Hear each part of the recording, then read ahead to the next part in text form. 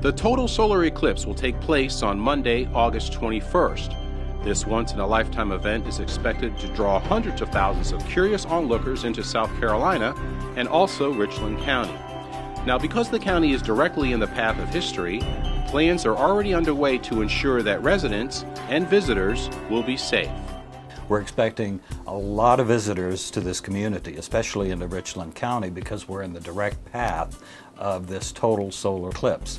So with all of these people coming into the community, it's our responsibilities as emergency management and emergency planners to protect and provide safety for each and every citizen of this county.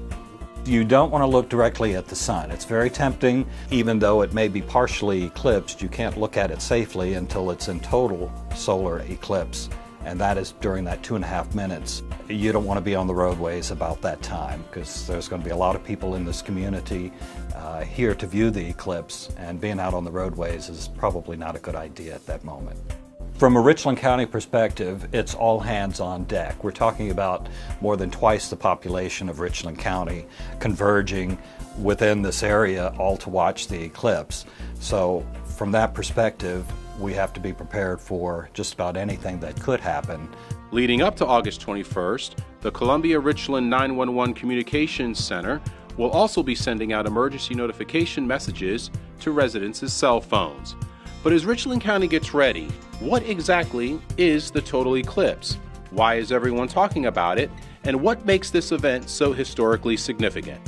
To get the answers, we visited the Melton Observatory at the University of South Carolina, where astronomy professor Stephen Rodney eagerly awaits the eclipse.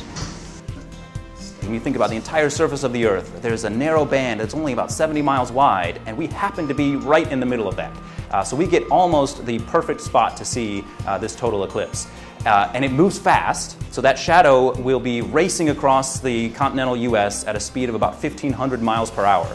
And it will start in Oregon at about 10 a.m. on West Coast time, and then it will be passing over South Carolina by mid-afternoon local time. Then at that moment, the moon's shadow will completely cover the sun. And now things start to happen quickly. You will move from a dimming sort of pseudo-twilight during the last phases of partial eclipse, suddenly into the deep, dark shadow of totality. At that moment, the sky will go dark. You will see stars and planets appear.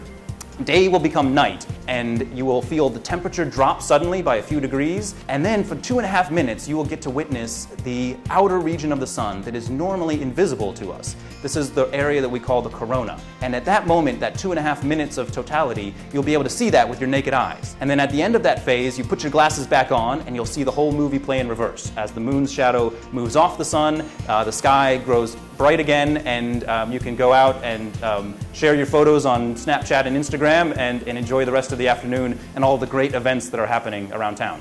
Stay tuned to RCTV for regular updates leading up to the big day, August 21st.